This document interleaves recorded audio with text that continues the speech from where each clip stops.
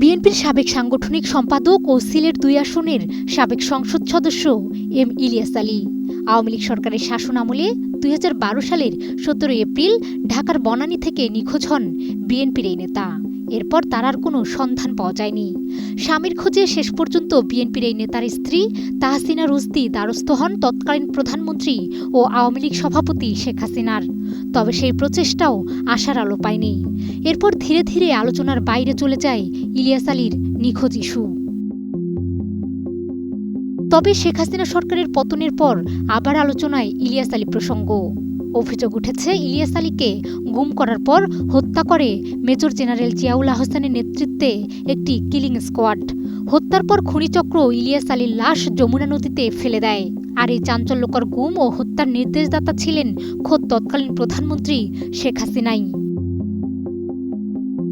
জানা গেছে, আন্তর্জাতিক অপরাধ ট্রাইব্যুনালে ১৬৪ ধারায় দেওয়া স্বীকারোক্তিতে র্যাব সদস্য সার্জেন্ট তাহেরুল ইসলাম ইলিয়াস আলীকে অপহরণের পর লোমহর্ষক হত্যাকাণ্ডের বর্ণনা দিয়ে চাঞ্চল্যকর এসব তথ্য দেন। গুম তদন্ত কমিশন সূত্রও বলছে, শেখ হাসিনার নির্দেশেই ইলিয়াস আলীকে গুম ও খুন করা হয়েছিল। সে সময় এসএসএফ এর মহাপরিচালক লেফটেন্যান্ট জেনারেল চৌধুরী হাসান সরোয়ার্দির বরাতে সূত্র জানায়, ডিজিএফআইয়ের তৎকালীন ঊর্ধ্বতন কর্মকর্তাদের ডেকে নিয়ে ইলিয়াস আলীকে গুম করার নির্দেশ দিয়েছিলেন শেখ হাসিনা।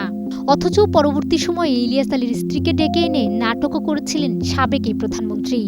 পুরাতন শাড়ি পরে জড়িয়ে ধরেছিলেন ইলিয়াস আলীর স্ত্রী ও কন্যাকে। এ সময় ইলিয়াস আলীর স্ত্রীকে শেখ হাসিনা জানিয়েছিলেন, বিএনপি চেয়ারপারসন বেগম খালেদা জিয়ার নির্দেশে অপহরণ করা হয়। অভ্যন্তরীণ রাজনৈতিক বিরোধের জের হিসেবে এটা করা হয়েছে বলে ইলিয়াস আলীর স্ত্রীকে অবহিত করেছিলেন শেখ হাসিনা। কোটি কোটি মানুষের ভালোবাসায় ফ্রিজ, টিভি এবং এসিতে দেশের ১ নম্বর ব্র্যান্ড ওয়ালটন। ছাত্র জনতার গণ অভ্যুত্থানে গত ৫ আগস্ট দেশ ছেড়ে পালিয়ে যান শেখ হাসিনা। এরপর আয়নাঘর নামক বন্দিশালা থেকে গত ১৫ বছরে আটক অনেকেই ছাড়া পান। ওই সময় সামাজিক যোগাযোগ মাধ্যম ফেসবুকে রটে আয়নাঘরে পাওয়া গেছে বিএনপির তৎকালীন সাংগঠনিক সম্পাদক এম ইলিয়াস আলীকে। পরে অবশ্য জানা যায়, ইলিয়াস আলীকে গুমের পর পৃথিবী থেকে সরিয়ে দেওয়া হয়েছে। মাহমুদা বিথি, ২১ টেলিভিশন।